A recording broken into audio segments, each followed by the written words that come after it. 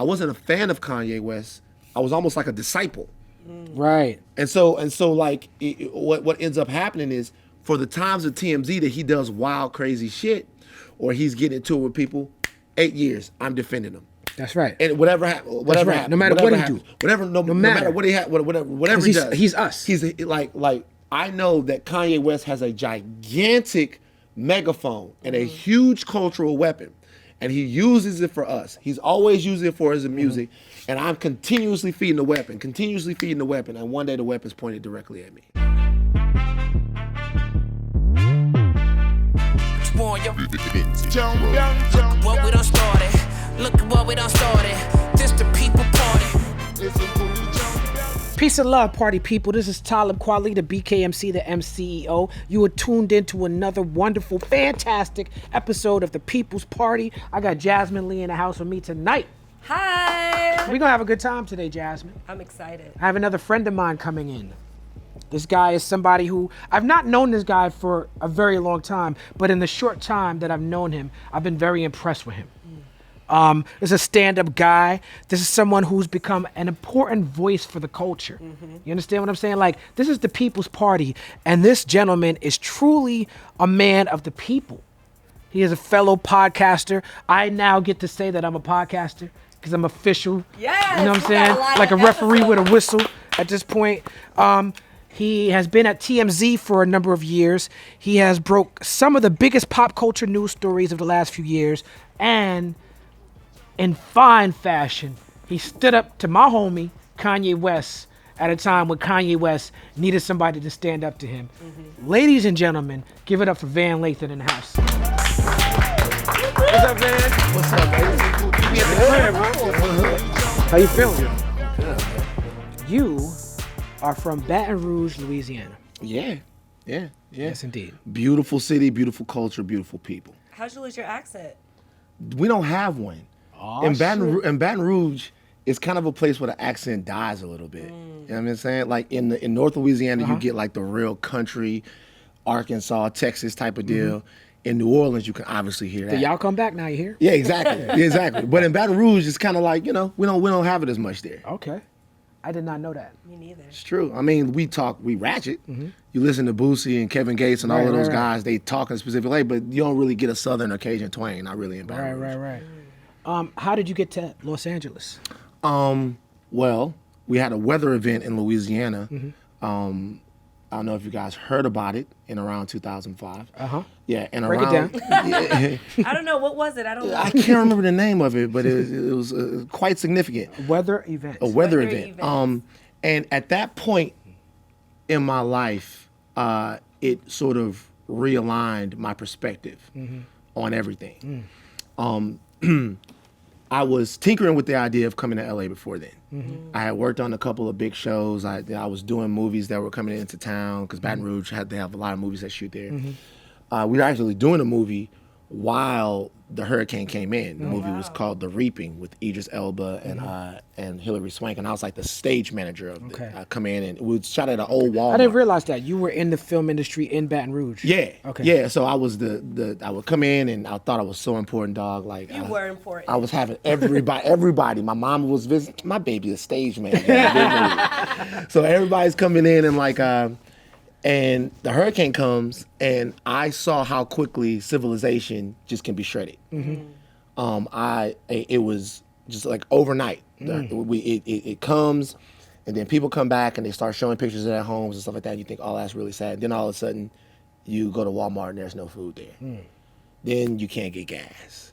Then you can't get anything. And I saw that a lot of this stuff is our own creation. And if you want something, you gotta actually go use the time that you have as a human being to go try to make it happen. Right.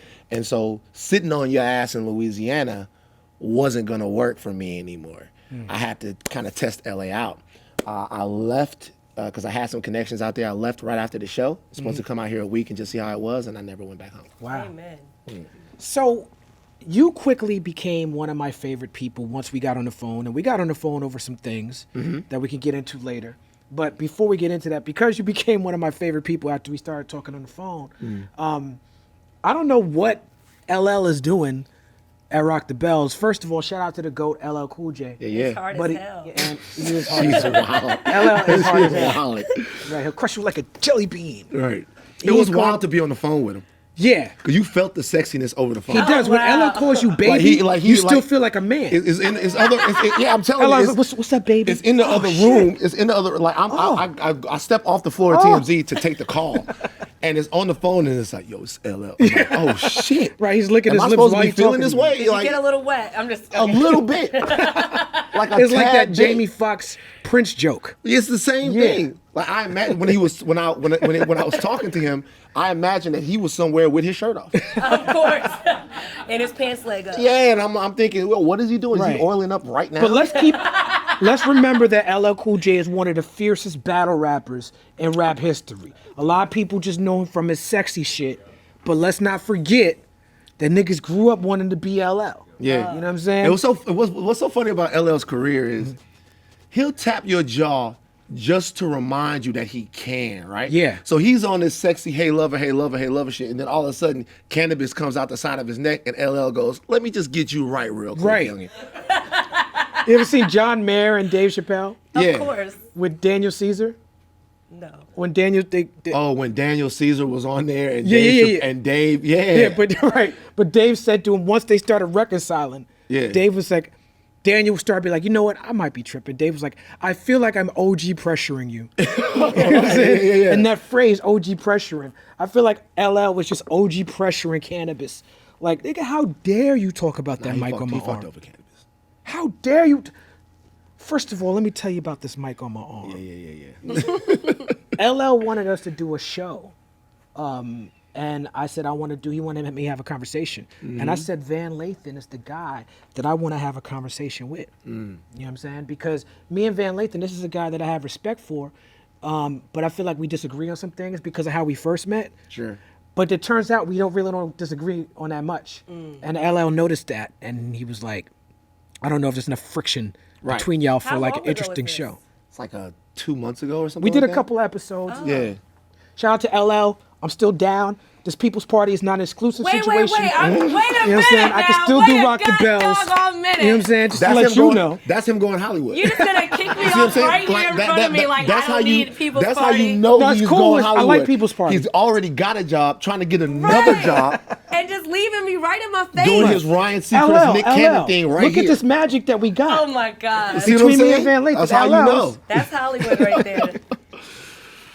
But yeah, man, like when we first met, obviously anybody who follows hip hop for a long time is aware of everything that you've done and like sort of the weight that you carry. And I just, when we started talking, it became evident that there was a lot to be learned, man. And so I think one thing for me that, listen, when you're working at TMZ, there is a natural sort of distance that people might put between you and them. Right. Even if they see you every day and they think that you're cool, they think that you're a good person, you represent for the culture, you do whatever.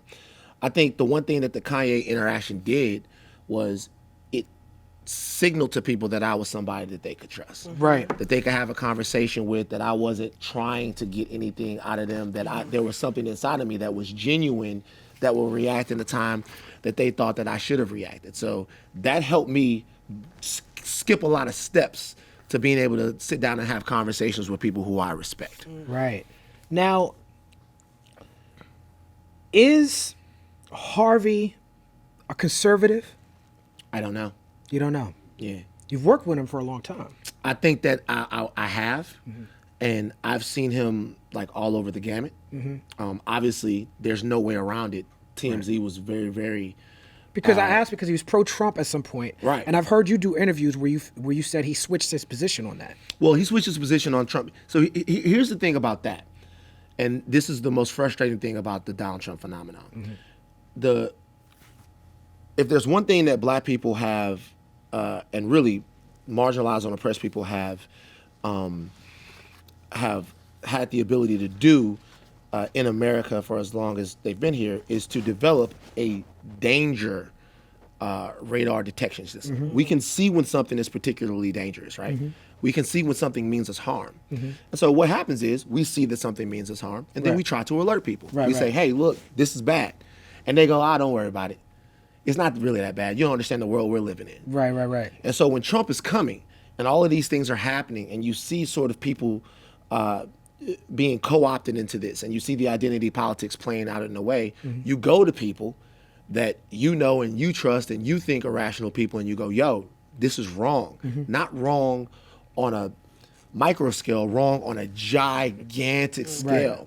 Like this can shift the political dynamic and the discourse of the country in a way that we might not be able to get it back. This is this guy's running for president. That's something different. And when those people don't really take that at face value until it directly affects them, it guts you. Yeah.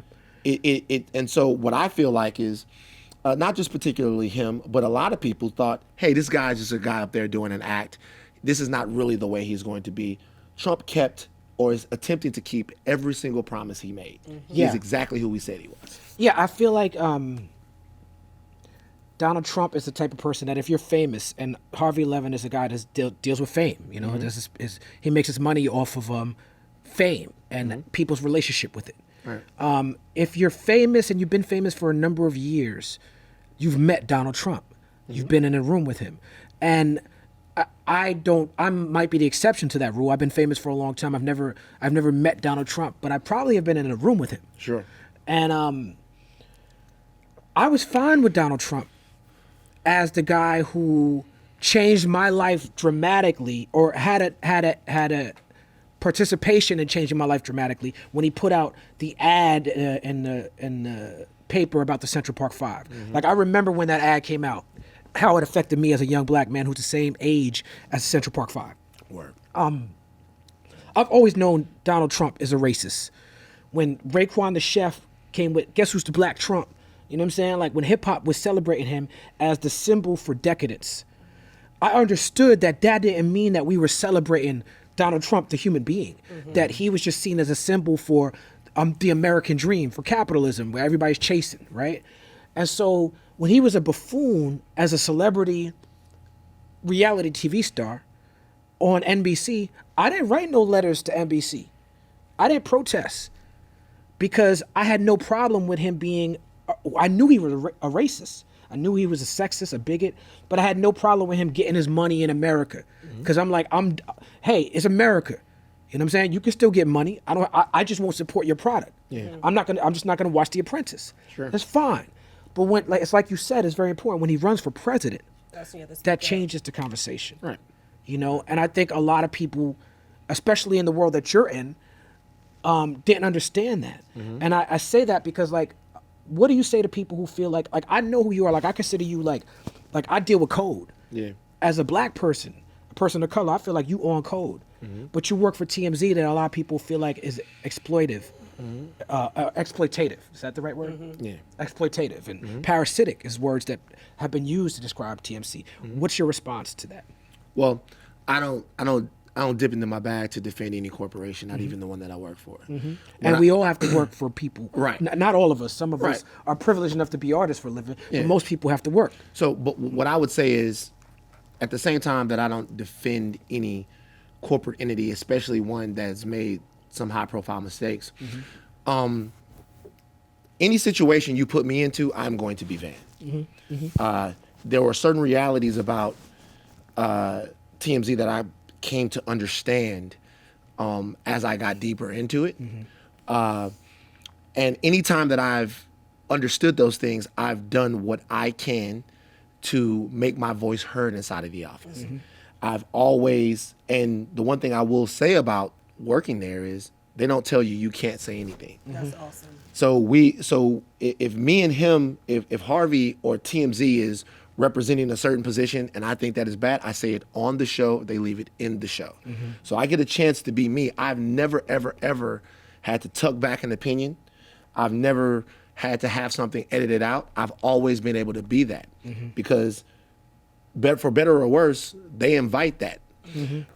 Now, that doesn't change the overall influence that something might have on pop culture. You know what I mean? I think that there are a lot of people out there that make money on division, that make money on things that are scandalous, and make money on things that are salacious. I think a lot of questions need to be asked in terms of why those things are so sellable and why they can be commodified in the way that they are.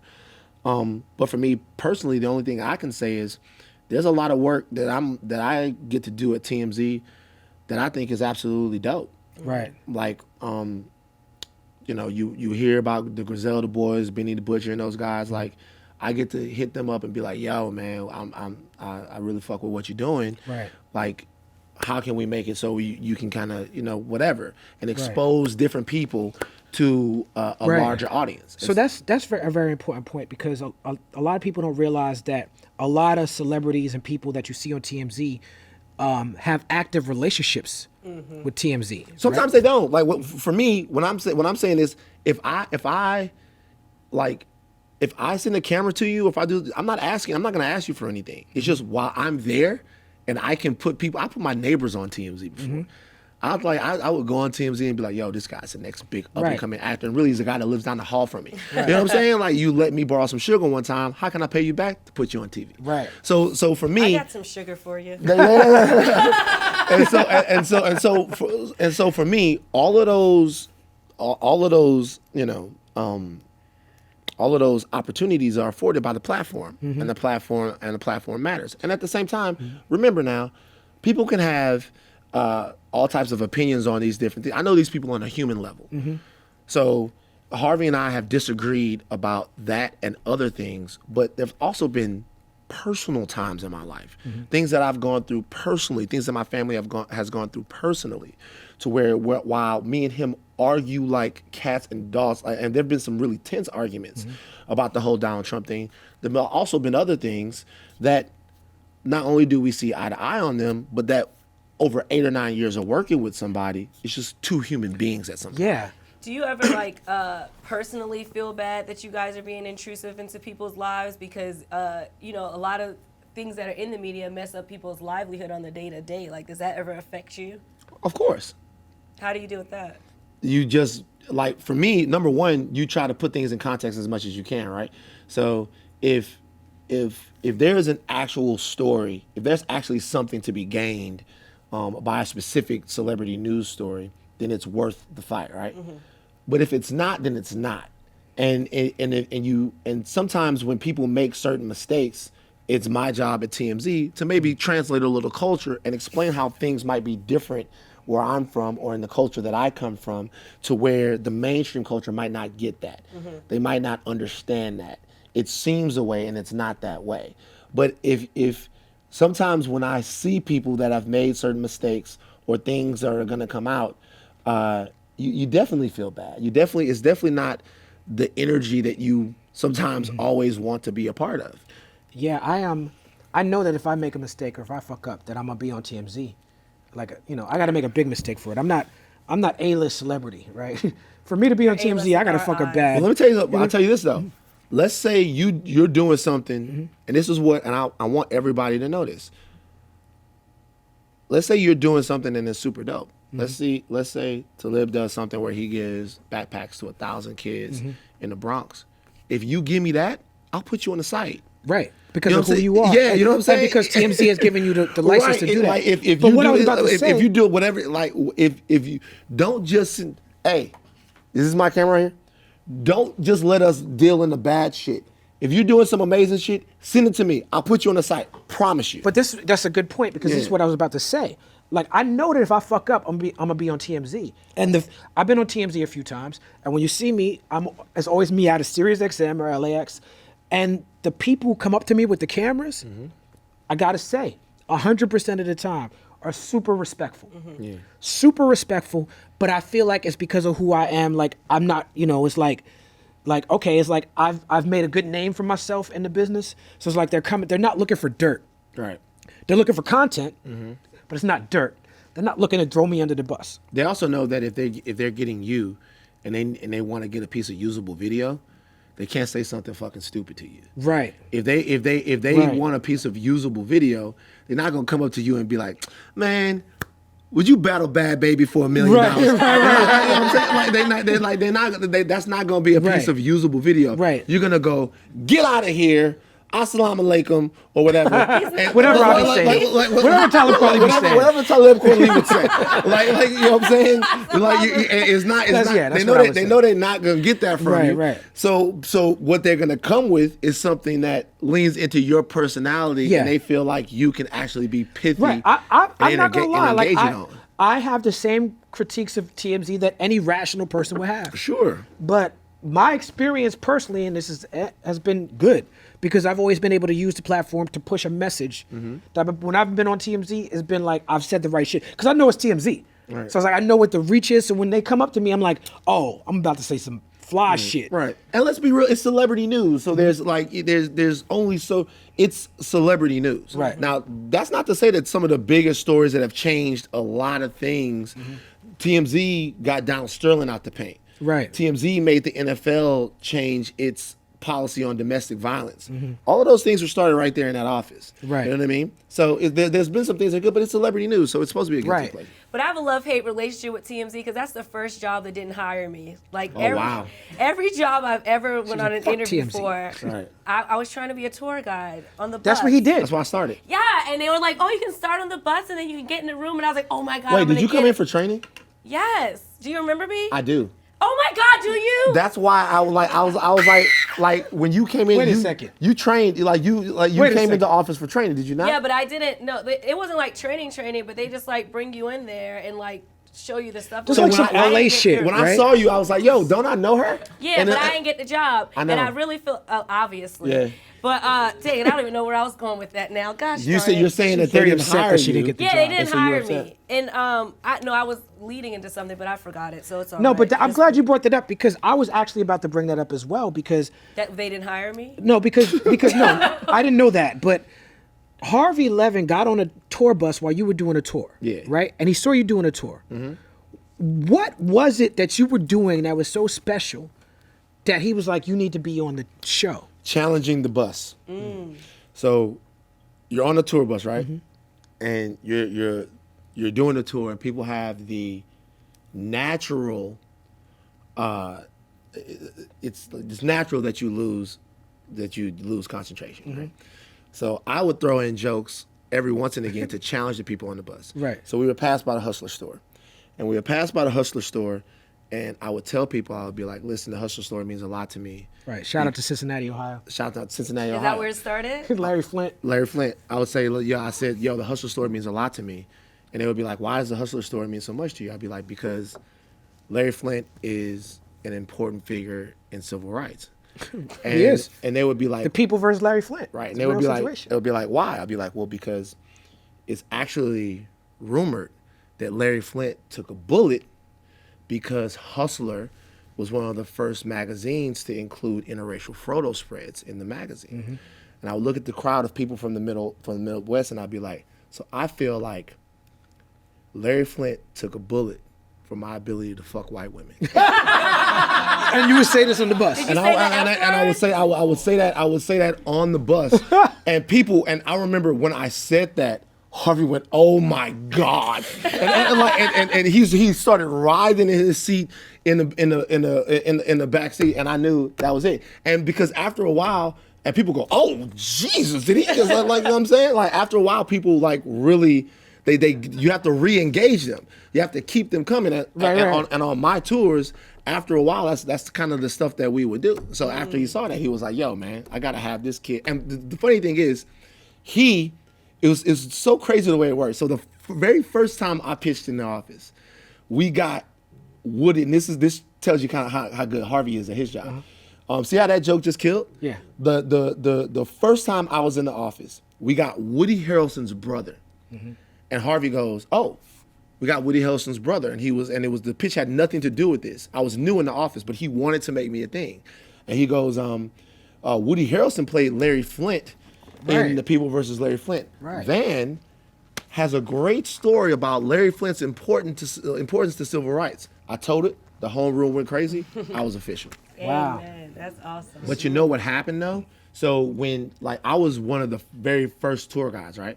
So we were right. By the time she came, they have a. First of all, the tour is fantastic. It's a lot of fun. It really is a lot of fun.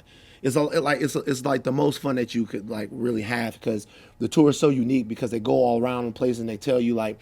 Other tours you go, oh, this is a Walt Disney concert hall. Right. like this I tour. love his tour guide voice. Right. Like, This tour goes, yo, this is where Hugh Grant picked up Divine Brown. Right. And then that's the kind of things that you get. This is where Josh Hartnett got diarrhea. Josh Hartnett. Yeah, at the Chateau Marmont, and we have the 911 call. Shout out to Josh Hartnett. Shout out to him. But so when by the time she came I'm along, a Josh Hartnett fan. I think he's underappreciated as an actor. I think he's dope. But she came along, there was a script. We, as tour guides, were creating the tour. So I got to do all kinds of different things that maybe some of the guys don't have the opportunity to do now. But if she had gotten on the bus, she'll be able to do it where she wants. Man, I mean, everything happens for a reason, but I was just like, I would be perfect on TMZ. Yeah. They shot my dreams down. Awkward pause. Right. That's just sad. All right. This is what's interesting to me about you is that you're one of the few people that we've had on this show that's not an actor or a rapper or you're just Van fucking Lathan. Word. How are you doing this? What you mean? Just being you and like I'm sitting here talking to you. Like Do you know why? The number one currency that anyone has in the world is that they're them. So like the number one currency that you have. that's jewels and gems right Like there. the That's most drop of science like, right there. I was just saying like the like you are. I just consider these things that would drive me crazy when I was a kid. You are born, and you are the only one of you that has ever existed. No one is ever gonna look at the world quite like you look at it. No one is ever gonna like their food quite like you like it. That's the pure and most devastating power that you have. Any attempt to conform, you're undoing the reason why you're actually here. You're actually here to offer a unique and unabashed perspective and experience on this entire thing called life. So, like, there are all of these things about me that people deem weird or bad. And I had to learn how to lean into them and take ownership with them because those are the things that connect me to other people. The things that make me unique, the fact that I can like access those things and really talk about them and relate to people are the things that kind of make me intriguing to people. So I think that being able to sort of translate myself and put it out there is the greatest thing that I can offer society, and it's only because I try. What Right. steps did you do to like be able to break that barrier? Because you know they always say that when you can go back to your childhood self, that's when you were the freest.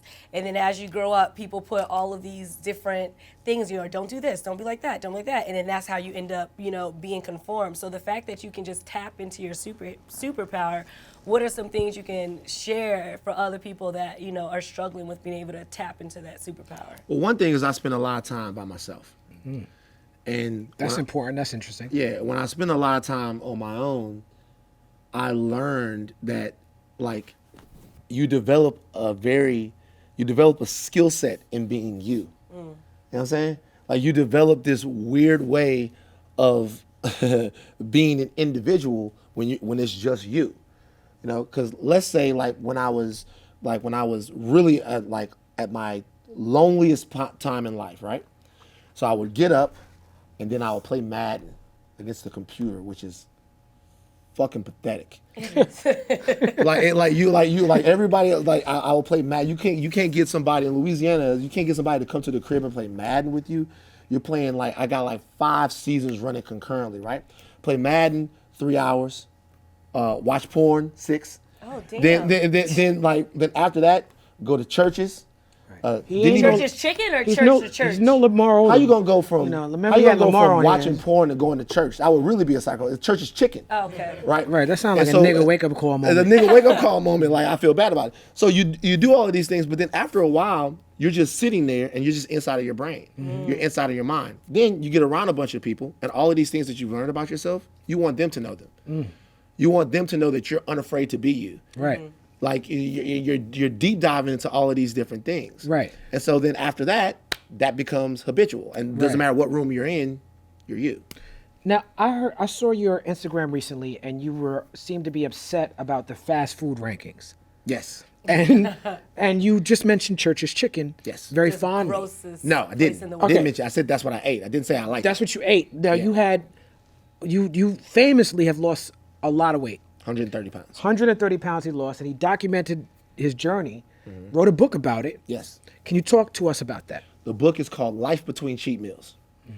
And so what the book is about is it's a memoir of an ex-fat guy.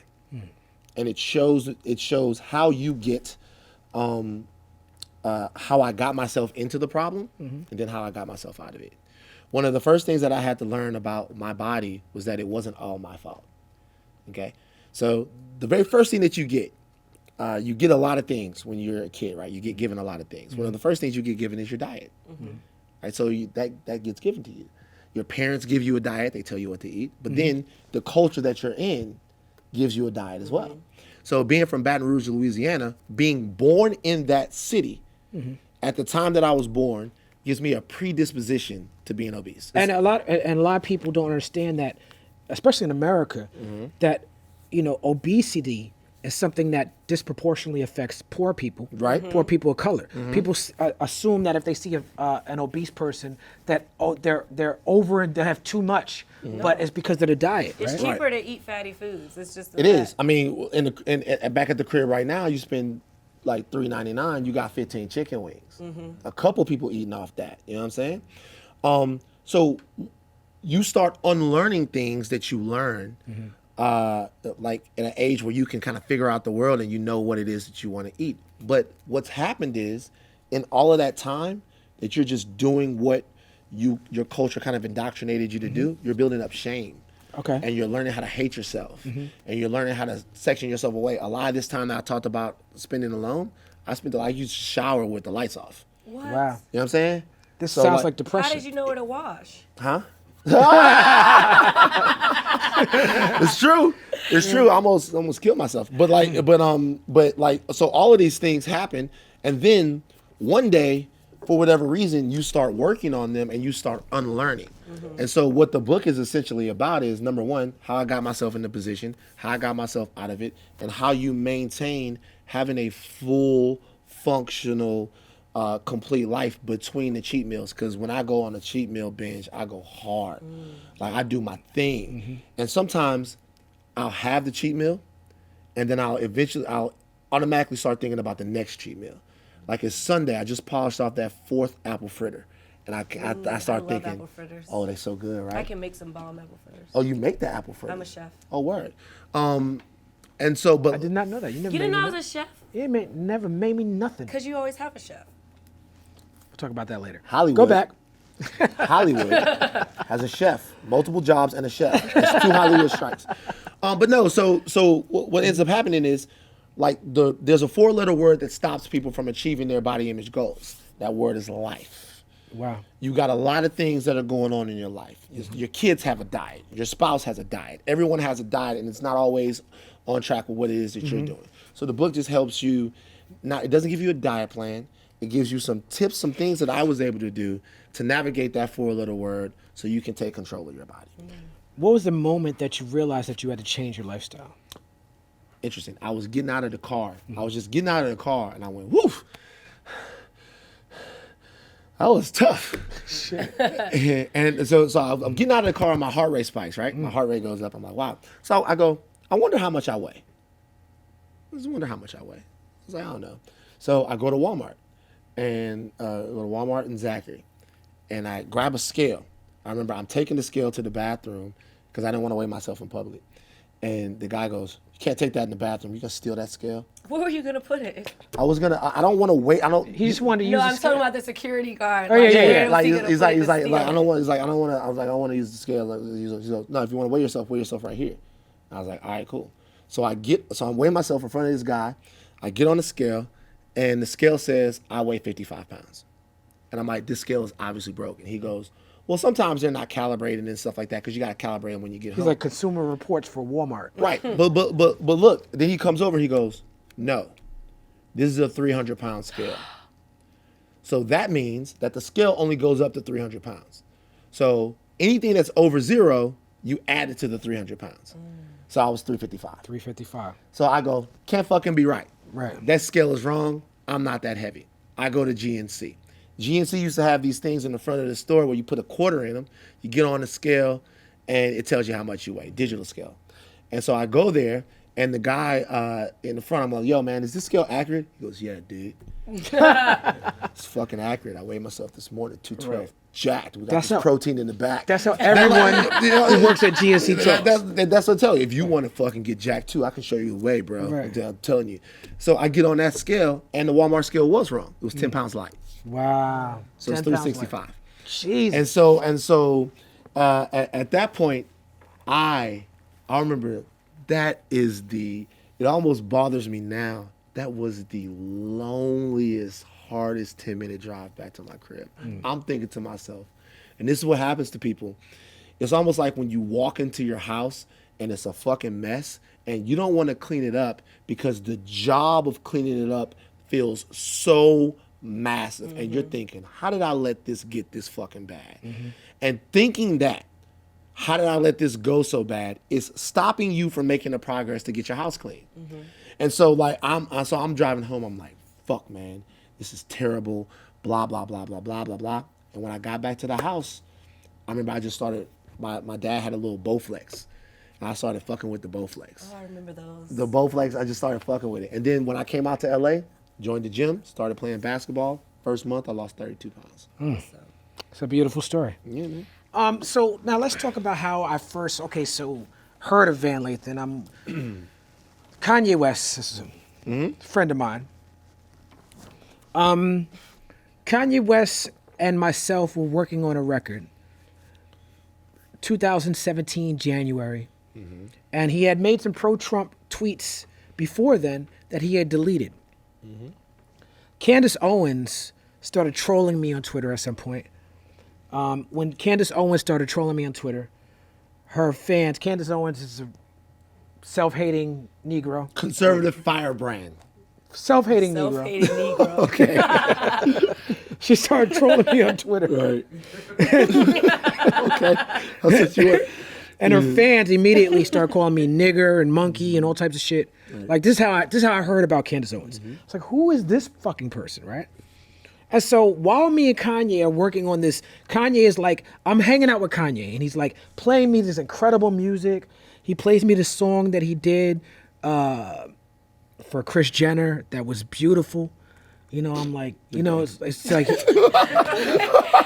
TMZ guy. Like, Yeah. you know, he's like, yo, he's playing me this beautiful, gorgeous music, Right. and he's like, we're working on great songs, and he's playing me new Pusha T, and he's playing me new Tiana Taylor. Pusha T hard. You know, and I'm like, I'm feeling like, yo, this is gonna be the year, 2017.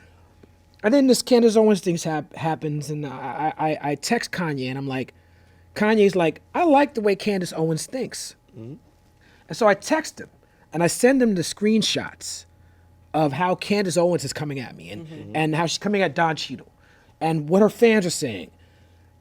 And I'm like, yo, this woman is a problem. Like, are you sure? And his response to me was, you know I love Donald Trump, right? And that was disappointing to me as his friend. Sure. Because I felt like, one, I did not know that because you had deleted the Trump tweets. But okay, fine. We'll deal with that later. I'm your friend. Here's somebody who, as your friend, is being, you know, this person is putting me in a situation where I can't condone or tolerate this situation. And you're telling me that not only are you okay with it, but you like it. Right? And so I'm having conversation with Kanye. And then he tweets out, well, you know, the Democrats started the KKK. And I'm like, nah, the Democrats were conservatives back then. So I'm sending him information. And he's like, this is what Kanye said to me. He said, send it to me in a way that I could tweet it out. He said, because all the information you're sending me, I'm reading it, but I want to be able to put it in a way where people could join the conversation. Yeah. So I formatted this tweet. Kanye sends out the tweet. And there's a conversation. So I'm like, okay, he's open. He's receptive. Right. We're having a conversation. He then says slavery is a choice, right? So Kanye's like, slavery is a choice. That part, I was like, what the fuck? I'm with Dave Chappelle at the time in L.A. Yeah. All these name droppings. I am. I'm Hollywood. Hollywood. Apparently. And me and Dave were like, okay, we should go holla at Kanye. And I'm like, I'm confused about what I need to say to him. And I open my phone, and Dave Chappelle sent me the video of Van Lathan standing up to Kanye at the TMZ office. This is how I got introduced to Van Lathan. What you did in that moment for me was so important, brother. So important. I had never heard of you. I'm not someone who watches TMZ. Right. I watched the movie Pop Star, and I saw Eric Andre making fun of your man with the dreadlocks. Yeah, And I thought that was dope. Right. I said he looked like the nigga from TMZ. I love Shout Eric out Andre. to, I didn't know there was more than one nigga on TMZ. You know what I'm saying? Because I don't watch TMZ. What up? You know what I'm saying? And I saw Van Lathan, and I said, and the first time that you and me had a conversation, I said this to you. I said, what you said, I said, how did you know what Kanye West was going to say? Because the response that you said to him, it felt scripted. And I'm saying that as a compliment. Joe said that. Shout out to Joe Budden. Joe was like, there's no way you came up with There's that no shit way you right came there. up with that shit on the spot, my Right. nigga. It felt scripted. What you said to him was exactly how I felt. And what I would have said had I had the chance to sit down for a month and write a think piece. I said, what this man is saying, this man I've never heard of, I don't know, is very important for the culture. What were you thinking in that moment? So a couple things happened. So we do the TMZ show, the one where Harvey holds the cup, like the main TMZ show. We're doing it, and after the show, they go, "Yo, Kanye West is coming through," because I have been disenchanted with Kanye for a while. It was very hard for me, Right. Because And we're all fans of who Kanye is and what he does. not just a fan. I felt like Kanye West. How can I put this? So I listened to a bunch of hip hop. Listened to hip hop my entire life, right? All different types of hip hop. Native Tongue Family. Like I was listening to everything. The hardest of the hardcore shit to the poppiest of the pop shit. The artist that I looked at as most reflecting me was Kanye. Right. Because I feel the same way. Kanye comes along at a time where I'm just getting out of school, and he's talking about all of these fears. And they're not the typical rap fears. They're not the typical rap fears of the cops, of haters in your hood, or they're life fears that I'm feeling. They're like Kanye saying, your mom saying you don't want to be broke at 31. My mother was saying that, Van, what you gonna do? What's gonna be your thing, son? What are you doing? You're playing Madden against the computer all morning. You know what I'm saying? What are you gonna do? And he's He could be a stand-up. He does callbacks. Right. And he's talking about, I worked at Best Buy at the time. He's talking about working at the Gap. And I'm like, yo, this cat is the cat that I couldn't get a job at the Gap when I was a kid because I had dreads. They wouldn't hire you. And then like Chris Riggins said, he tried to get a job at the Gap, and then the white girl had dreads and she got the job. She got the job. Those are not dreads. They whatever they are, the struggle jets. And so they got ringlets. they got all and then on top of that, he's got all of y'all on the album. Right. So he's got you. He was representing the culture. Yeah, he's got all of y'all on the album. So really what happened there is a musical love affair was started. And then when you fast forward to a couple of years after that, before Late Registration comes out, Kanye West says, and this is deeply emotional for me, and I'm going to hold it together, but Kanye West says George Bush doesn't care about black people. He said black people, but he could have said George Bush doesn't care about those people. Because everybody in South Louisiana And you from Louisiana. felt that. That's right. Everybody that was down there, it was mad white people that had Confederate right. flag shit on their car, that felt abandoned by their government at that time and learned what socioeconomics were. And they were feeling that. And they felt like they had a champion at that point. So all of this time built up, I wasn't a fan of Kanye West. I was almost like a disciple. Right. And so what ends up happening is, for the times of TMZ that he does wild, crazy shit, or he's getting into it with people, 8 years, I'm defending him. That's right. And whatever happens, whatever right. happens, No matter whatever what he happens, do. whatever, no matter. matter what he whatever he does, he's us. He's like I know that Kanye West has a gigantic megaphone and a huge cultural weapon, and he uses it for us. He's always using it for his music, and I'm continuously feeding the weapon, and one day the weapon's pointed directly at me. And so, and it was also embarrassing because what people don't understand is they like when we fight. They like when we're disappointed. They like when we have to eat crow. So when I'm saying, when I'm standing there going, yo, this guy's the biggest deal, and this is with Donald Trump, they're like, we told you. And so now I'm dealing with that too. So I'm deeply disappointed. So when I hear Kanye is coming to the office, it's not like I want to get something off of my chest. I'm sad that this is not a bigger deal for me because I'm finally gonna get a chance to meet this guy. I'm sad. I'm like, fuck, man. He ruined it for you. Right. Yeah. So I'm sitting down and I'm watching the interview. I'm watching the interview that that my man Charlemagne did with Kanye. I'm watching it, and Kanye walks in, says hello to everybody, all of this stuff. Cameras come on. He's in his zone. He's doing a stream of consciousness rant. If you notice, if you watch the clip, Kanye's doing this whole thing. I don't say a word. He says that slavery was a choice thing. I don't say anything.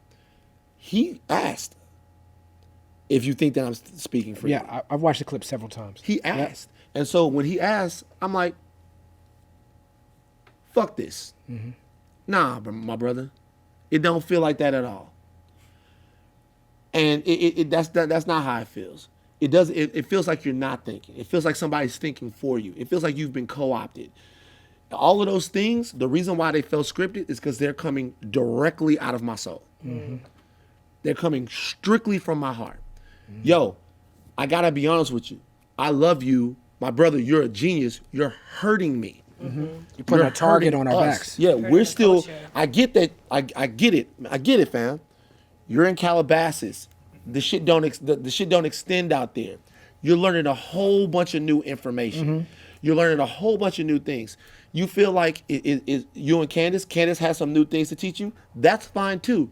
Don't shit on us though. We still out here. Like we still going through this. Remember us? Like, Right. You know what I'm saying? It's me, bro. Right. And so that's where it was. And the reason why I felt like that is because it was genuine. And when I started talking, there was one moment where I was like, oh shit, this motherfucker's listening to me. Yeah. And then after that, And he apologized to you. well, he said, well, yeah, he doesn't want to hurt you. Listen, I don't think that that night, I don't know if you were at his crib that night, but that night he hit me up that very night.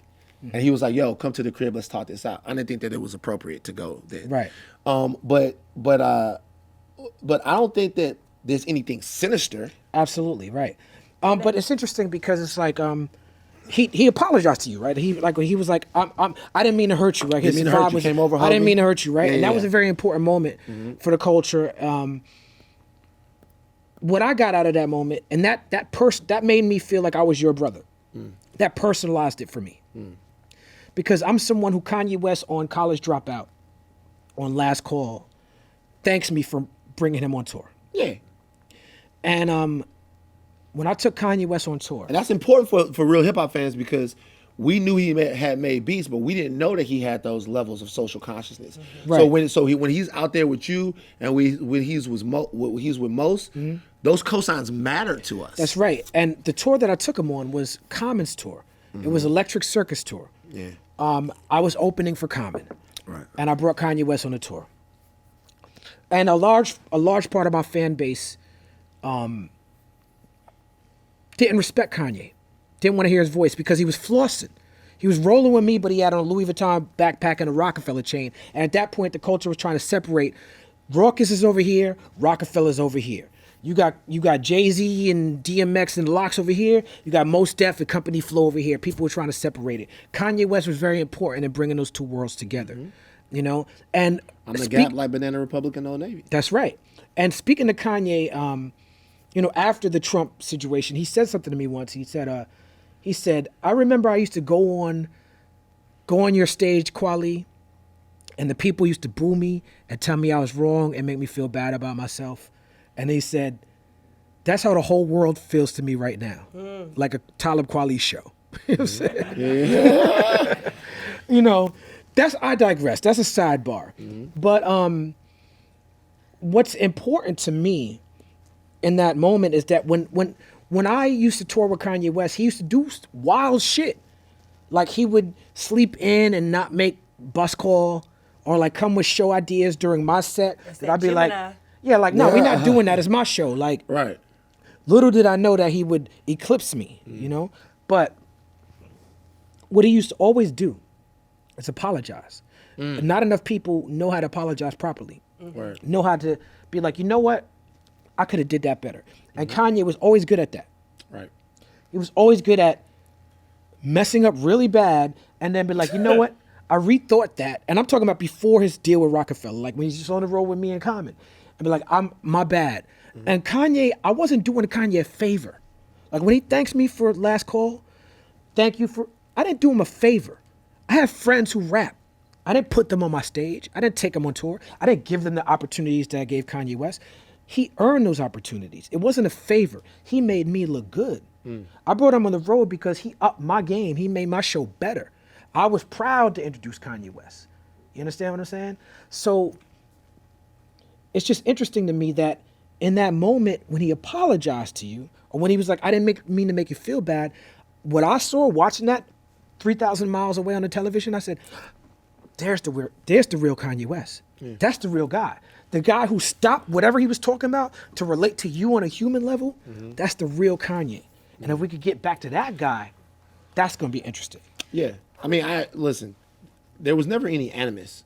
There was only disappointment. And the disappointment was that that he didn't see what was happening. But I also understand that, look, bro, like when you're, and I believe that there's room for thought all over the spectrum in Black America. I don't have any problem with the Black conservatives. I think that they're wrong. And I think that their ideas are bad. But as long as they don't do what you said was being done to you, which is attack prominent Black figures to try to discredit them, that's what I have a problem with. Right. The only thing I have a problem with Candace or with anyone else is not their thought process. They think the way they think and they have the views that they have. That's fine. Let's talk it out. But if you're coming at Angela Rod, Talib Kweli, if you're coming at all of these people and you're trying to take a chunk out of their ass, well, that's not the way we should be dealing with each other, period. Right. And so that's the issue I have with that. With what Ye was going through, it to me, it seemed like more than politics. It seemed like a guy who was trying to make sense of his world and chose the wrong people to do that to do that with. Yeah. I disagree with him about the Donald Trump thing, and I always will.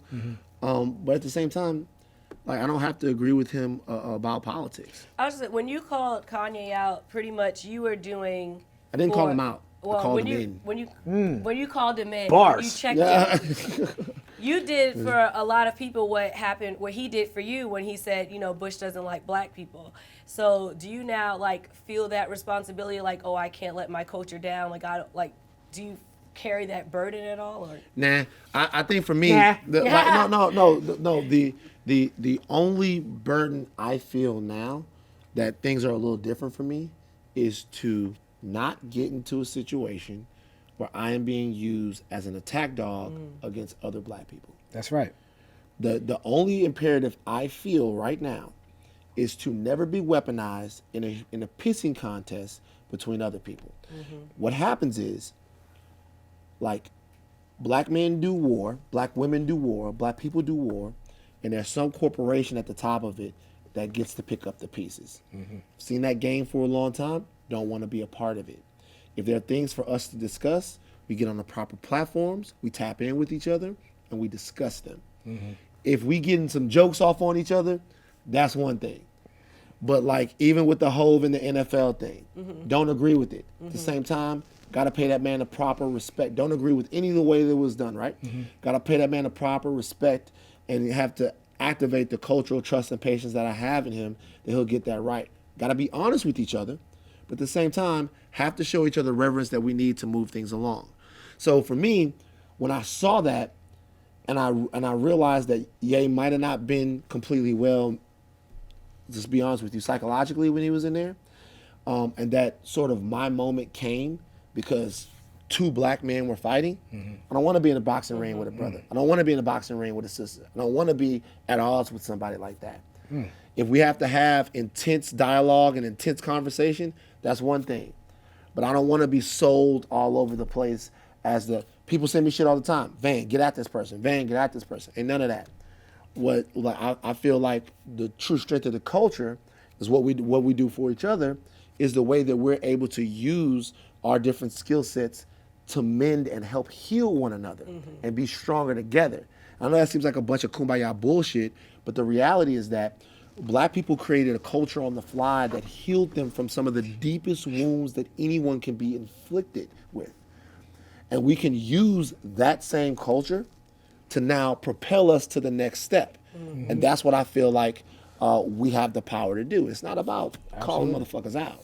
So in the spirit of what you just said, you and I was a fan of yours when I saw you talk to Kanye on TMZ, but you and I met because of a young man named Maj Toure, who has an organization or something that he started called Black Guns Matter. Yeah.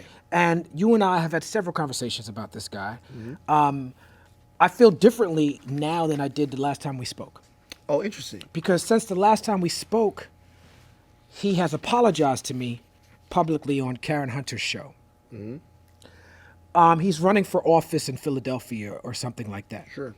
I feel like his apology came because he's running for office. Okay. But whatever, I'll take it. Right. Right? And so this is a guy who had this organization, Black Guns Matter, and he came at me on Twitter, and a lot of people get upset at my engagement on Twitter.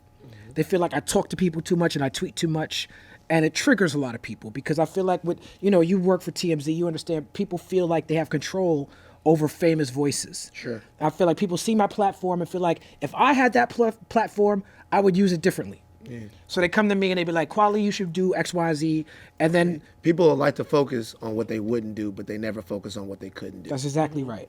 So I respond negatively to that type of thing. You know what I'm saying? So people come at me all the time, right? You get at them. And I'll be like, nigga, fuck you. I don't know you. Who the fuck is you? What are you even talking about? Right. And people respond back like, whoa, because they didn't expect that. Sure. You know? And he was one of those guys. Like, he was sent at me from... It got bad. Yeah, he was, there's white supremacists who come at me, and they see people coming at me, and they sort of sick black people on me. So he fell into that category of I'm not going to platform any the other black people, but he was one of those people that white supremacists often be like, when they feel like I'm getting at them too hard, they go and tag one of these black guys. Sure. And he was one of those guys. And he took the bait.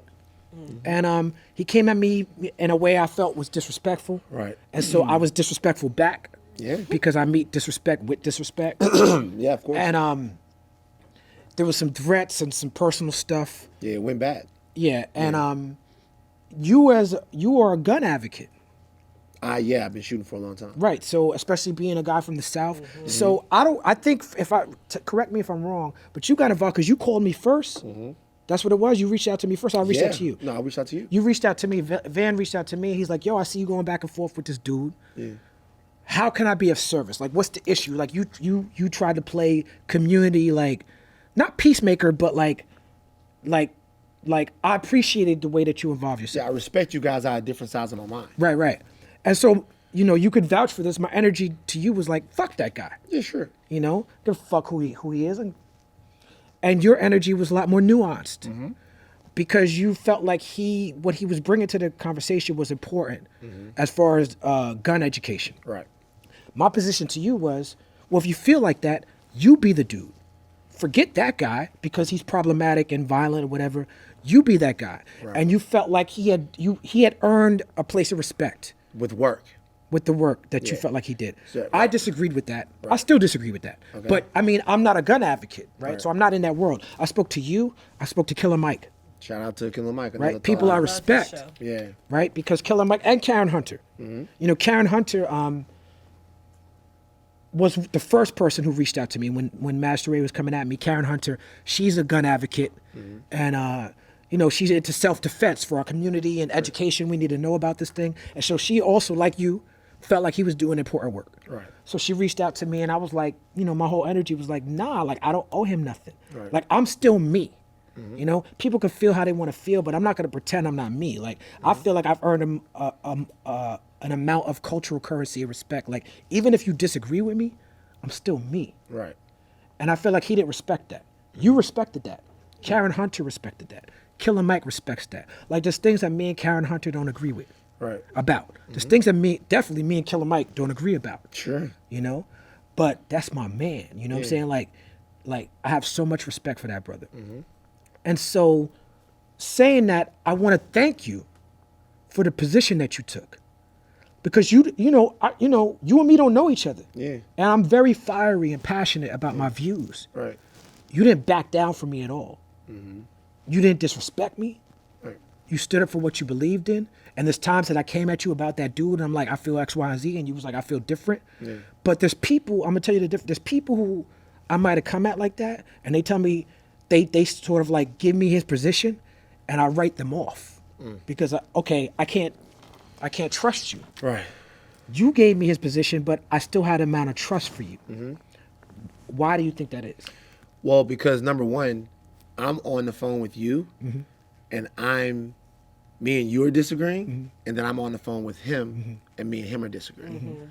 So, this is the way I look at it. So, you have a guy like Maj, right? Maj he's a 2A advocate. We disagree on that. If you listen to the podcast, He's an NRA guy. Well, he's not an NRA guy. Well, he was. Well, no, he absolutely was. Colin Noir was the NRA guy. No, they retweeted him. I know, but he can never really. One of his problems was he can never really get any money with the NRA. Like they never really. So supported he's him. trying to be an NRA guy. They didn't want him. No, what Go I'm ahead, saying, go ahead. I'm saying is Go he's ahead, a go little ahead. too rough around the edges for what the NRA was doing. So you'd have Maj on, And both you and me are anti-NRA. anti-NRA. Right. You'd have Maj on, and I have him on, and we're talking about differences in things.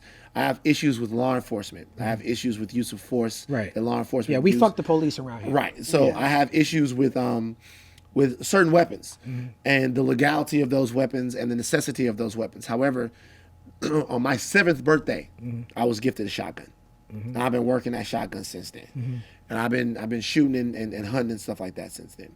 So my father's a big gun guy, so it's part of who I am, and I believe that African Americans need to understand their gun rights. Right, and rights in general, laws in general. Laws in general. But especially laws around weapons. Right. And so when I would talk to Maj, me and Maj have conversations, he would tell me about how he goes into communities and he educates young brothers on the gun laws where they are. So now they know that that weapon that that you have on you, that you think is a whatever, that's a nickel. That's 5 years in prison. And so that work has to get done. Right. Now, with a brother like him, he comes from his hood in Philly, and he's combative. He's easily triggered. He gets his dander up very easily. But if you have a conversation with him and you get him into a rational place, he loves his community. He loves where it's coming from. Because he's in the 2A community, he has some relationships that I despise. Right. Because he's in the 2A community, the support, and I would say that if we could learn in some kind of way to sort of differentiate what being in the 2A community, because I'm not a part of the 2A community, what that means from thinking that law-abiding, lawful gun ownership has a place in the African American community. If you could separate gun nuts who want bump stocks and all of these illegal, these weapons of mass destruction, these domestic weapons of mass destruction, we could separate that from an actual conversation about what place guns have in our society. We can make some inroads there. Right. But since we can't, the only people that really offer guys like that a platform are the crazies, to be honest with you. Right. Are the Tommy Lahrens. Right. And so you see these guys with them and you think, God, these guys are all fucked up. And it's something that I would never do. But I say that to say this. I say that to say, I see you, someone who's always had a unique and useful perspective on the black experience. And you've put that in art, you've put that obviously in song, and you've put that in action in your life. And I see him who has his perspective, and I see like a schism happening, and I go, you know what?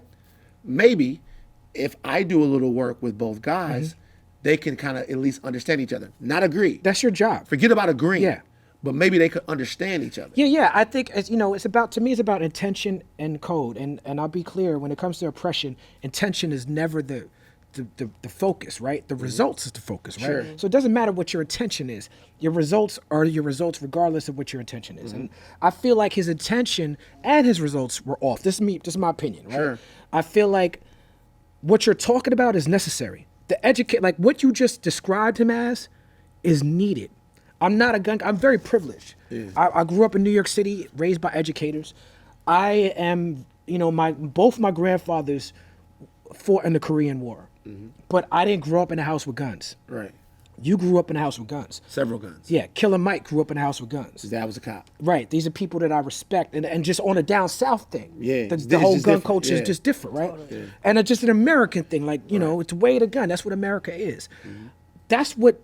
Couple of things. With Maj Toure, he tried to frame it like I was anti-gun, or that I am anti-gun for me. Sure.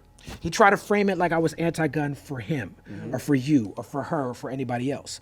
And I didn't like that because I felt like that was very disingenuous and very And dishonest. to be honest with you, the whole disagreement went to a place that ended up not. It turned not constructive at a point. At a point, he'll tell you this. I was talking to him. I'm like, yo, you gotta show this man some respect. Like you guys, you gotta find a way. And it got wild. It's like you gotta find a way to respect this guy. I mean, me and him have had arguments. Like I remember he was with Donald Trump Jr. Well, I was about to get into that. Right. Not just Donald Trump Jr., but to keep it a buck. He accepted donations for people named Adolf Hitler in the donations of 88, which is Nazi code for Hail Hitler. Right. H is the 8th letter of alphabet. Right. And I don't think he's wise enough, just my opinion, to understand why that's a problem. I don't think he's wise enough to understand why you can't accept donations from people who say they're Nazis and then post it on your Instagram. That's the only reason I knew this, because he proudly posted. You cannot take pictures with Donald Trump. He also likes to troll people. And Sheriff Clark and Tommy Lauren. Well, this is what I told him. This is what I told him about that. So he posted a picture with Donald Trump. Donald Trump Jr. Donald Trump Jr. I comment on it. The comment's negative. He hits me up like, Van, you only getting at me when that shit that you don't agree with. Right. When I do all this other stuff, I don't see you commenting. But see, I don't believe that, and you spoke in it, I don't believe that he's actually doing that. This is my personal opinion. He's actually doing what? I feel like the work that you just spoke on is important, but I don't think that I don't think his intention is to inform the community. It is. I think, well, again, I'm speaking opinion here. Yeah. And I'm very clear on when I'm speaking opinion, when I'm speaking fact. I look at the evidence that I've established based on how he came at me and this and that. I feel like this guy is more about his own pocket. I feel like every time he goes out there and does that work, he's selling T-shirts. This is a guy that used to sell T-shirts and CDs on the subway in Philly, and I don't knock that hustle. I respect that hustle, but I recognize that hustle. I recognize when I'm being hustled. Right. And I feel like this is a person that understands that people think that guns are sexy, and people are like. I'll be honest with you, because we sitting here in front of us. Like, as much as I respect you, there were things, and you and me have talked about this. I was disappointed in some of the things that you said to me. I was disappointed in some of the things that Killer Mike said to me. I was disappointed in the fact that Karen Hunter, like, I found out that he apologized to me because he went on Karen Hunter's show after I made myself clear to Karen Hunter, right? And somebody commented on it and hit me on Twitter. I hit Karen Hunter in the DMs. I said, you had this nigga on your show? And she said, Kweli, calm down. He apologized to you on the show. And then I went and listened to it. I'm like, oh, okay. So she's still doing her due diligence. Right. But I did get frustrated because I felt like y'all not recognizing that for him it's a grift, it's a come up. So again, I state that to say that that's my opinion. No, that's fine. Right. So it could be, but it's not my job to decipher whether it is or not. So this is the way I look at it. If one black man or woman or child understands their gun laws and is less likely to do an unnecessary bid in the police because this guy exists, that's worth it to me. Right. If 2 do, Right. if 3 do, if 4 do, to me, Even if they're only doing it to fatten their own pockets? well, I mean, like the question would then be what? Like I'm assuming that you're like a Jay-Z fan, right? Yes. He's going to make untold money Yes. from the deal with the NFL. Yes. So the Which we que- were about to get into before I got into this. Right. So then the question becomes, what do you put the onus on? So for Okay, here's for Maj, he's not getting rich, and I'm not here to defend him because I think all of those relationships are despicable. But I think though that particularly in our culture, like we demand a level of cleanliness from ourselves that we don't demand of other people. How can I be upset logically about Maj's relationship with some of these people when I accept money from a guy who supported Donald Trump? Right.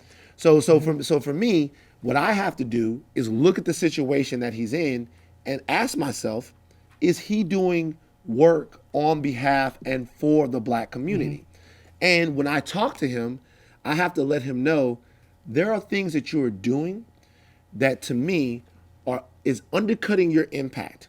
Like even with me and him, I talk to him, I can't be as engaged with that as I want because I really can't be part of something and give all of my energy to something that then Tommy Lahren and Sheriff Clark Right. are a part of. I'm just not going to do that. So 3 things. One, your cosign for him means a lot to me. Right. So it makes me, because the respect I have for you, it makes me think about it in a different way. Just I'm letting you know that. Sure. Right? 2, I think comparing his situation to the Jay-Z thing is a false equivalency. Okay. Because Jay-Z has earned a certain amount of capital in my life from what he's done for me as an artist, what he's done for the community, and just on some beyond hip-hop shit, like with the, Khalif Browder and certain things that Jay-Z has done. That's all commerce. It is all commerce. I mean, I'm not saying that those things don't matter, but I'm not saying He's getting paid off all those things. right. Is what I'm you're not saying, right? I'm not saying that those things don't matter. They all do matter, and I'm not trying to compare Right. Maj to Hove at all. Right. But what I'm saying is, what I will say is that all that's if commerce. Maj had a reasonable doubt, I would look at him different. So all he gotta do is spit crazy and he can do whatever he wants. I'm just saying. I'm just Like what nigga, if you did not make Thriller. What if he You didn't- rapped about Tommy Lahren? Would that be Listen, dope? if Maj Toure had the capital of Jay-Z, Right. which he does not have, let's be fucking clear. Of course not, my Be G. fucking clear. Right. If Maj Toure had the cultural capital of my life, it's like imagine if Chuck D came at me foul, right? If Chuck D came at me foul, that would never happen. Right? That's If he family. did, Right. I might just have to take that. Okay. So I don't have to take it from Maj. And there's 3 things. The third point is there's a bias there, right? There's a bias on my behalf. You came at me personally. You came at my family personally. Yeah. Right? I feel like man to man to you that you would feel different if he came at you personally. Well, here's the deal. So it did happen. So me and him are on the phone and we're yelling at each other. So Privately. Privately. I'm talking about if he came at you personally. mean, I want to hear the story, but No. So me and him are on the phone and we're yelling. Here's the thing with me. If I'm being all the way, this is gonna be real. It can go as far as you want it to go with me. It really can. Like there's a certain level of disrespect that I am not going to abide by. as a man, right? Right. So it like I'm never gonna shy away from that. I don't ever get. I'm never in a situation where I feel uncomfortable with what could happen, and I think I'm just not. And so I think that with me and him, we're talking. At a certain point, I'm letting you know that if you speak to me in a certain tone, it's gonna be whatever. Right. And I think that's how he is. And so after a while, we dial it down a notch. I think the thing that bothered me about what was happening is if you and Maj disagree and whatever, I feel like personally, it doesn't always have to go there with us. Like people right now that are drawing battle lines in this situation with Hove and Cap, I have a clear allegiance to Cap and Nessa. I do. Right. It's clear. Right. that I have an allegiance to Clapton Nessa. It's clear that I think the way this went down was foul. But I don't have to cut this man's head off. Right. This man is doing things the way I think we, once again... I think that's a good position. I agree with you. I think we, once again, as black people, we sometimes divorce each other of our humanity by holding each other to standards that really don't exist. Now, we would always want everything to be completely the way we would do it. And as soon as someone moves like in a way we wouldn't do it, we say this person must be completely 100% wrong. Right. You can be 10% wrong. You can be 20% wrong. You can be 30% wrong. You can be all the way wrong on one thing and then all the way right on another. I think and part of what one last thing I'll say. I didn't mean to cut your wisdom. It's all good, dog. Part of what we need to have with each other is a cultural patience. It is a patience and a belief in one another that we can talk to each other. Now, with a guy like Maj, he tested that cultural patience. And for you, he came so foul at you that you were completely within your rights to deal with it the way that you did. What I was trying to do between the two of you guys, I really don't disagree with you on anything. I mean, we have a difference of opinion on the gun thing, but I don't really disagree with you. I disagree with him on tons of shit. But for the sector and the category that he's useful in, he's very useful. Yeah, I still disagree with that. Absolutely, I disagree with that. But this is what I will concede to. This is what I will concede to. Okay, what up? I come from movement activist work before the internet. That's very important. Right? It's before the internet. And so I guarantee that there's people that I've associated with, considered my friends and family, that I disagree with on several issues. I guarantee that I have close friends of mine that probably agree more with Maj Toure on certain key issues than they agree with me on. Sure. They might look at him like he the real deal and I'm some kumbaya type nigga. You know what I'm saying? Like, I understand that. Right. But the difference between the social media thing and back then is that it was like we followed a code that Malcolm set up. Because I'm a student of Malcolm. We don't air our dirty laundry in public. Like, even if we have disagreements. But he did. What you mean? He did. We're talking about how he came at other civil rights leaders? No, well, not just that, but when Malcolm is, I have two sides of my soul. One is Malcolm, one is James Baldwin. But when Malcolm had his schism with the nation, he went everywhere he talked about. Well, let's keep it real. He did feel like his life was in danger. But so that might have been a strategy and attack. I know. Right. But he went everywhere and he talked about it. And so what I would say is, like, as much as Malcolm X means to me, and he means everything to me, he was an example of manhood and an example. He's my personal hero. Right. Right. So even in there are lessons. Even in that, and he was my hero because he wasn't perfect. Right. Wasn't perfect at all. Even in that, there are lessons. There are lessons in how we deal with one another when there are disagreements. Now, those disagreements were even more severe than you and Maj's disagreements. Absolutely. Not even a comparison. Not even a comparison. Right. Niggas was dying and shooting at each other. People dying, Right. trying to firebomb each other's cars and all of that stuff like that. And it's a completely different thing. But what I am saying is, like, as a culture, we're really good at agreeing with each other. We need to learn how to disagree with I agree with a that. little bit better. I agree with that. It's a happy medium that I needs agree to with be found, because I'm all for it, and I say that I don't publicly talk. I try not to publicly talk bad about Black people, Black experiences, and things of that nature. But I'm in this group, and we did get into a little discrepancy, because it's like, okay, it's one thing to not publicly talk about your Black people, but it's also like we can't just keep saying, okay, this is okay, this is okay. Right. Because at some point, if we don't start calling people out, things are not going to change. And everything we do is not right either. Right. But also what you said earlier with the, this is an extremist culture, because it's like someone has to be either all the way right or all the way wrong, and people don't think about, it's like, okay, what parts can I take from this instead of just writing somebody off altogether. Well, that brings me back to what I was saying about this, when I was talking about the difference between how I was raised and how the social media happens, right? Because I feel like if me and Maj Toure had the same conversation privately, we had the same conversation on code, like, and again, I feel like he came at me. Sure. But again, I also responded. I didn't have to respond. I could have ignored him. But I don't feel like the onus is on me, but that's another story.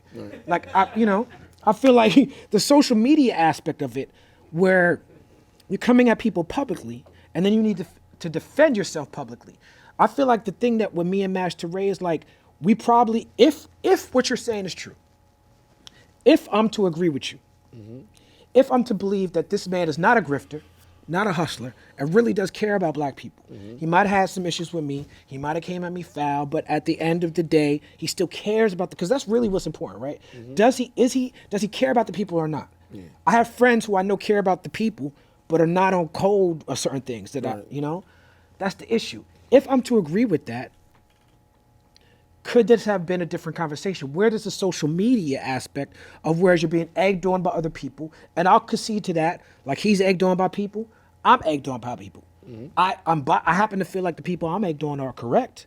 So does he. The social media provides the ego. Right. It's a cafeteria syndrome. 'Cause, like, So when you're, Oh, I'm sorry, sister. Go ahead. when you're in high school, somebody does something to you in the cafeteria, you have to do something back because it's exactly that ooh comes That's right. and you can't go to class. And also, you're a rapper. You're competitive. Oh, yeah. You've been a celebrity for a very long time. You know how people perceive these things. And to be honest with you, if somebody comes at you and you don't feel like you have to take the high road, then you don't. And sometimes if someone comes at you in a certain kind of way, you just don't want to take it. My thing in that was not telling you that you should take the high road, or not telling him, like I told him a bunch of times that he should back off. My thing was that this is just not constructive. This is a waste of time. Yeah. And if you guys disagree, it would be more constructive and better for people for us to all have a forum and for everyone to show why they disagree. Yeah, and I'm with that, and I appreciate. This is why I have him here, because I appreciate that. Like, I'm going to trust you. You And understand what I'm saying? Mike is there too. I'm gonna Killer trust Mike. I'm Yeah. gonna trust Mike too. Right. Like, y'all, I'm gonna trust y'all. But I'm also not gonna pretend that I'm not me. Like, I'm like my brother. You know? We need you. Yeah. Like, listen, bro. And I'll say this right now. Sometimes I feel like I gotta name my next album Kweli Was Right. This motherfucker here, man. Like this, like Man, no. Because I be we were talking on the phone, I'd be like, yo, man, didn't I tell you? Yeah. Like, This motherfucker here. Kweli was right. But that's real though, bro. No, but speaking of Kweli Was Right, you named your podcast Red Pill. Yeah. You know what I'm saying? Like, it's reference to Morpheus. And, the red pill is the pill you want to take. Yeah. Because you want to see beyond the veneer and you want to see under the surface. Some people want to take. Well, you and me do. Yeah. You know what I'm saying? Talk to me about the Red Pill So podcast. So the Red Pill podcast, it doesn't have to do with all these other connotations of Red Pill. It has to do with this. The beauty and the brutal honesty of truth. Because like somebody comes into an interview. I'll give you an example. Like I've said this before. Like Tory Lanez comes into an interview. Tory Lanez is a great guy, cool guy to talk to. Like He can rap too. Yeah, he's a very talented man. When he tells people all the time how good of a rapper he is. Man, and I'm then a he'll good go battle rapper niggas. too. he can go. Hey, don't be careful. Tory Lanez might come to battle you. Like he would like if you say I'm you ready. rap better than Tory Lanez, Nah, niggas, you'll I win got the bars, ball, baby. and Tory Lanez will have fucking 32 bars for you. Anybody can get it. So he comes into the interview, and when he gets off of his Sprinter van, he's got a bunch of guys with him. He's got a bunch of jewelry. When someone comes down to sit with you, just a normal person or a big celebrity, they bring a lot of shit with them. They bring their entire life experience. They bring all of their trauma, all of their grief, every other bad interview they've ever had, every other good interview they have. They sit down and they bring it with you. The purpose of the Red Pill is for me to give them enough. The Red Pill is what I'm giving to them so that I can get the real person out of them. So that I can get to a point in the interview where people are like, yo, I fucking love this dude, or I relate to this guy. Because if I'm sitting down, that's why when the first thing I do especially when a hip hop star sits down in front of me is I comment on their jewelry, because they always have crazy jewelry on. I have no jewelry. I mean, Yeah, right.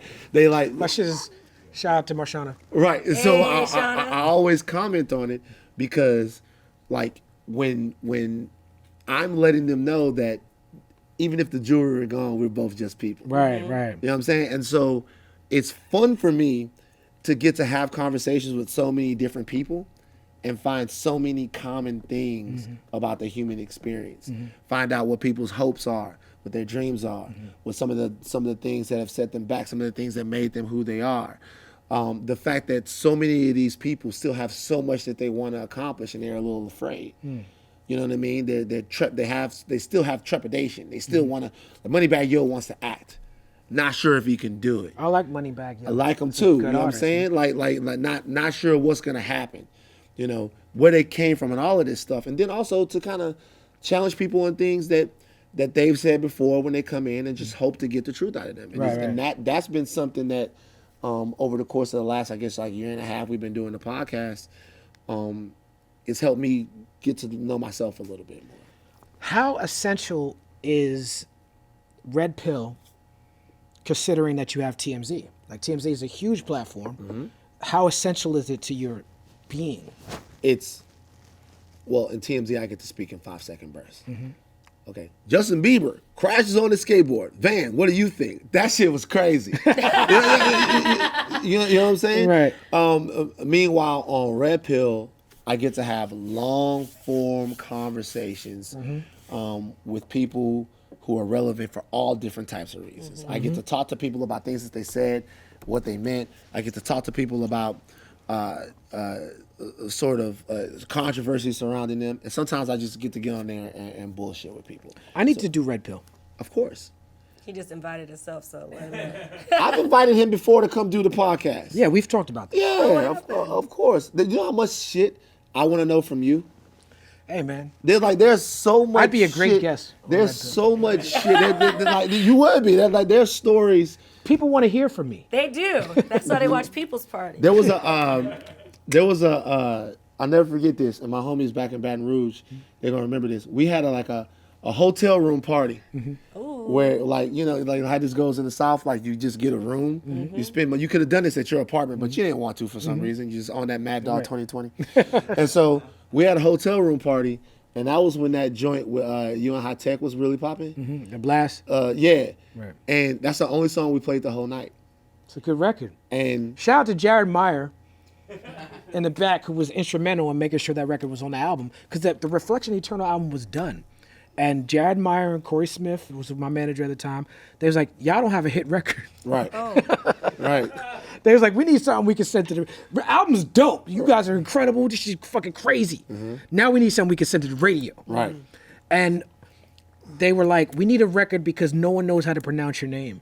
Talib Kweli. Right. So Yeah. why don't, and shout out to 88 Keys, who brought random women to the studio who didn't know how to pronounce my name. That's sounded who's sexy, at the though. beginning of that record. Yeah. Right. They're like, Talib Kweli, how do I say it? That was at Electric Lady Studios. So we in the room with a bunch of girls, me and the homies, and they wanted us. I can't remember even the name of the song. Maybe it was "I Want a Hot Girl" or something like that. They wanted us to put that that shit was my on, shit. and my boy Ian was like, "Nah, none of that shit tonight, man. Tonight we on this Talib Kweli." And they was like, "Huh?" By the time we had ran that bitch about 10 times though, it was keep on dancing, you gotta keep on dancing, Yeah. and then everybody got pregnant. Oh, God. A room full Any of. Plan B pills? Nah, I came up with We that don't have no 500 plan B. Yeah, it was time. You know, back then you had That's to an come up with old that $500. Red Hat Kingpin song. I don't I know know that your song. face screwed up. Red Hat Kingpin. Shout out You're to Red showing Hat. Shout out to age. Red Hat King. My grandmother, Javodi Green, who I named my label out after, was in that video. Wow. She was in So a was Red your Hat grandma Kingpin video. shocked? She played like an old grandmother in the video. Oh, Oh, shit! okay, I okay. thought you I was thought about you to was say. about She to was say- like, She wasn't busting it open. nigga. oh my God! She played like an old One of grandmother them at the young bar. ones to say. Oh my Lord! My grandmother was an actress. She was she was in the Red Hat Kingpin I was video. Jesus Oh, Christ. man. My grandma was a thought. It's okay. I'm thoroughly enjoying this, by the way. I'm going to read you something that you said. When I disagree with black people, I'm going to do it discreetly and quietly. When I disagree with white people, it's going to be aggressive and loud because they have to hear it as the class that has been oppressing. Is that still your thought process and stance? Yes. When you disagree with black people, you're normally disagreeing at the margins. Right. And when you disagree with white people, you normally disagree on great big things. Right. So like, Which speaks to the conversation we've been having. right. Like when you're disagreeing with black people, when you're disagreeing with white people, the disagreements that I've had with white people in the last couple of years, it's been about, yo, they didn't have to shoot them. Those are the disagreements that you're having.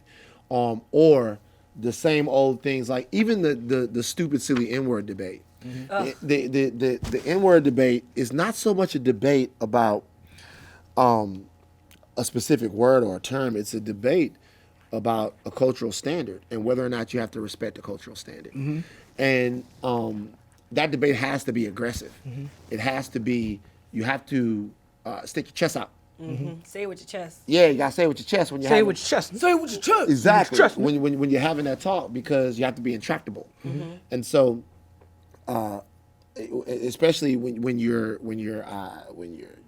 have to project your voice, when you don't have the numbers, when you don't have all of these things, and you have to set an example that you will not be pushed around, and you will be very sort of strident in what it is that you're trying to get across. And with black people, we just don't need to be yelling at each other. Right. You know, we like with me and you, like even with the people with the people that come at me on Twitter, if they black, they come at me and then I DM them. This is a good trick for your trolls. You DM them like, yo, Van, man, that shit was lame, bro. You a clown, man. All that blah, blah, blah. DM them and be like, try this one time. DM them and be like, my bad, brother. You know, I'm just doing this every single day, trying to get better, trying to represent the culture correctly, trying to make sure that I'm on code with what y'all trying to do, man. I appreciate you holding me accountable, and I hope for in the future that I don't let you down again. Watch what that next message is. That message is, damn, bruh, I was just getting at you because you my fucking favorite on TMZ, man. It really means so much to me that you got back at me, blah, blah, blah, blah, blah. Right. These people want to be heard. See, the difference between you and me with that is that when black people come at me on Twitter like that, they'd be like, Kweli, you a sellout, you corny. And if I would DM him, it's really white people pretending to be black people. Oh, shit. You know what I'm saying? I didn't even know that was a thing until I you started calling it out. I got the digital blackface. I would say 7 out of the 10 black people who come at me wrong on Twitter, maybe 3 of them are real. Right. The other 7 are white people. Right. But what I'm saying... No, but I know, I get your point that. Your point is accurate. Yeah, I get that. What I'm saying is... And I do that. The only reason it's like that for me is because of how I engage. You've been a target for a how long, I engage. long time. But you're right. But we have to stay on code with each other. And Right. and the thing is about what you said was very important earlier about we it's easy to agree, but we do not know how to disagree with each other. Right. And there's a reason why we don't know how to disagree with each we other. haven't been taught. We haven't been taught, and it's a lot more lucrative for us to disagree with one another. Right. For everybody. For everyone. It's not just for the white people. It becomes lucrative for us. When we start get individual checks. Oh no, without a doubt.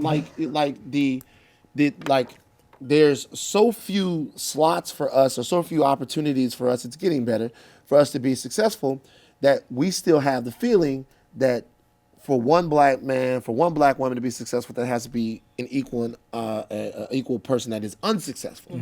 And so these things start to be like, the more successful you are, the more of a place you get to, people start wondering how you compromised yourself in order to get there. Right. I'm in the Illuminati. Right. By the way. Right. Well, let me join too. Hey, Yeah. you can watch the Kweli Illuminati videos. They're hilarious. Exactly, right? So all of that stuff comes up. The fact that you would have to join a secret society and a secret organization to attain some success, They're saying we it's Oh, can't do comical, no. but it also speaks to a deep, deep trauma that needs to be overcome. Right. So The idea that success is anti-black. right, that you can't You do had to that do without compromising your blackness.